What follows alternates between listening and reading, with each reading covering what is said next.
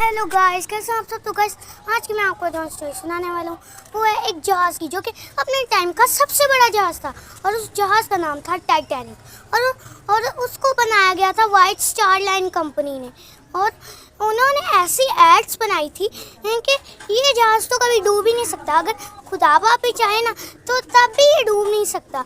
ये बहुत पावरफुल जहाज़ है। तो ऐसे उन्होंने एड्स बनाई जिससे लोगों को लगा कि ये कभी डूब ही नहीं सकता। तो इस पे अमीर से लेके गरीब लोग भी शामिल थे।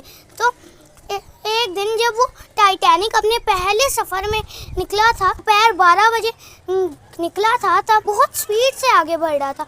और कुछ जहाज़ों ने उसको सिग्नल भी भेजे कि आगे ध्यान से जाना, आगे बहुत सारे आइस आ रही हैं, तो अपना जहाज़ थोड़ा आहिस्ता चलाओ। तो वो ये सुन के उस बात को इग्नोर करते हैं। और जब उन्होंने आइसबर्ग्स को देखा तो उसके 35 सेकंड बाद ही टाइटैनिक उससे टकरा गया था। और आज इस सबसे बड़े जहाज़ को डूबे हुए पूरे के पूरे 111 साल होने वाले हैं। और अगर इनमें ईगो ना होती तब खुदा बाप इनके जहाज़ टाइटैनिक को कभी भी डूबने ना देते।